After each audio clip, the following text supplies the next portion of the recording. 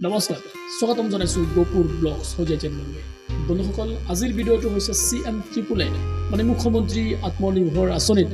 যিবোৰ ক্যান্ডিডেটে এপ্লাই কৰিছে 75000 লৰা ছোৱালীৰ লগত হৈছে প্ৰতাৰণা আৰু এই প্ৰতাৰণা কোনে কৰিছে এই প্ৰতাৰণা অসম চৰকাৰৰ দ্বাৰা হৈছে যেন লাগিছে কথা আছিল যে মুখ্যমন্ত্ৰী আত্মনিৰ্ভৰ আঁচনিৰ জৰিয়তে অসমৰ নিবনুৱা সমস্যা সমাধানৰ কথা কৈছিল কথা আছিল যে আত্মনিৰ্ভৰ আঁচনিৰ জৰিয়তে অসমৰ প্ৰত্যেকজন গ্ৰেজুৱেচন কৰা লৰা ছোৱালী হ'ব আত্মনিৰ্ভৰ নিবনুৱা সমস্যা দূৰ হ'ব কিন্তু আজিৰ এই 75000 সিলেকশন নোহোৱাৰ যিটো বেদনা যিবোৰ মানুহে নিজৰ সপোন লৈ আত্মনিৰ্ভৰ আঁচনিত আবেদন কৰিছে আজি তেওঁলোকৰ নাম অহা নাই আৰু বহুত দুখ লাগে কেতিয়াবা এই কথাটো ভাবিলে যে যিটো প্ৰজেক্ট কোনোবা কাৰোবাৰ পৰা চাইছে বনাইছে সেই প্ৰজেক্টত তেওঁৰ নাম সিলেকশন হৈ গৈছে কিন্তু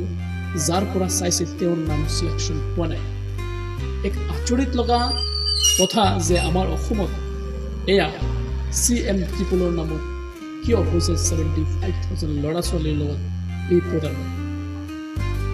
ভিডিঅ'টো সেই কাৰণে বনাইছো 75000 লৰা ছোৱালীৰ মনৰ কথা লৈ আজিৰ এই ভিডিঅ'টো বনাইছো কোনে আজিৰ এই ভিডিঅ'টো কোৰ পৰা চাই আছে আপোনালোকে প্ৰতিটো ডিস্ট্ৰিক্ট লিখি কমেন্টছ নিশ্চয় কৰিব আৰু প্ৰতিটো ডিস্ট্ৰিক্টত আপোনালোকে নিবনুৱা সমস্যা সমাধানৰ কথা যি কৈছিল আত্মনিৰ্ভৰ আঁচনিত সেই আঁচনিত কোনে কোনে লাভ কৰা নাই দুবাৰ ইন্টাৰভিউ হোৱাৰ পিছতো যদি সিলেকশন আপোনালোকৰ হোৱা নাই তেতিয়াহ'লে আৱাজটো আপোনালোকে নিজে আন্দোলন কৰিব লাগিব নহলে হয়তো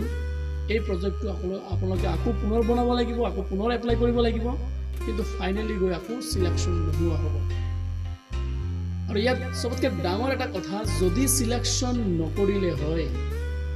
ঠিক আছে কৰা নাই কিন্তু দুবাৰ ইন্টাৰভিউ লোৱাৰ পিছত সিলেকশনটো কিয় নকৰিলে যদি ফাৰ্স্ট ৰাউণ্ডত যদি ৰিজেক্ট হলে হয় সিলেকশন নকৰিলে হয় ফাৰ্স্ট ৰাউণ্ডত যদি তেওঁলোকে কিবা এটা কাৰণত ৰিজেক্ট কৰিলে হয় তেতিয়া হলে ঠিক আছে কিন্তু সেকেন্ড ৰাউণ্ডত ইন্টাৰভিউ লোৱাৰ পিছত যদি সিলেকশন নকৰে আকৌ যদি অসম চৰকাৰে কয় যে পুনৰ এপ্লাই কৰিব লাগিব তেতিয়া হলে অসমৰ নিবনুৱা যিবোৰ মানুহে যিবোৰ ক্যান্ডিডেটে